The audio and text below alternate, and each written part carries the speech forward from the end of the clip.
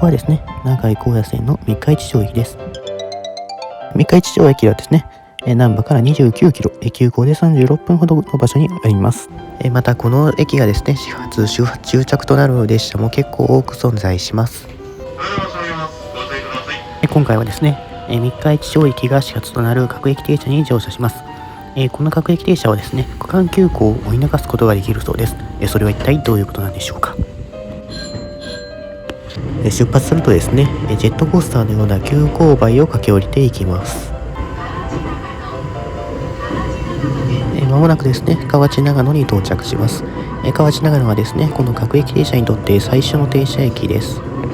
またですね、河内長野駅には退避設備もあります。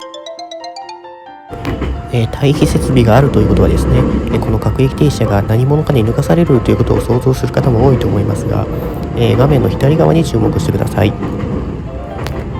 もうこちら先にですね、別の列車が停車して待機していますね。この列車はですね、区間急行なんですよね。区間急行が止まっているということは、区間急行が先に発車するのかなと思ったんですが、この各駅停車はですね、区間急行をほったらかしてそのまま出発してしまいました。なぜ各駅停車が区間急行を追い抜かすという下克上が発生したのでしょうか。その理由はですね、とても簡単です。先ほどの区間急行はですね、河内長野が始発だったからです。先ほどの区間急行はですね、この各駅停車の2本後に河内長野を出発します。まもなくですね、千代田に到着します。駅にはですね、かなりのお客様がおりますが、乗ってくるのはですね、数名程度です。他の駅でもですね、乗ってくる人はほとんどいませんでした。これは一体どういうことでしょうか。河内長野駅を出発してから約20分、白崎駅に到着です。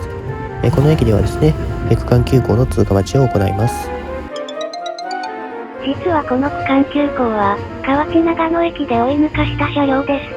河内長野駅を出発したのはこちらが先ですが、先に大阪市内に到達するのは区間急行なのです。難波、新今宮、天下茶屋など大阪市内に先に到着するのは区間急行であるため、先ほどの駅で各駅停車に乗車する人は少なかったのです。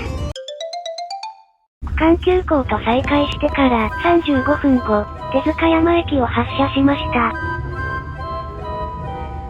前方から急行列車がやってきましたね。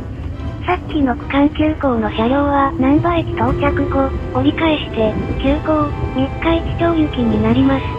そう、この各駅停止へゆっくり進んでいる間に難波に到着してしまっていたの。今回付きまとった列車がこの各駅停車の始発駅である三日市町に行くのは運命のようなものを感じずにはいられません。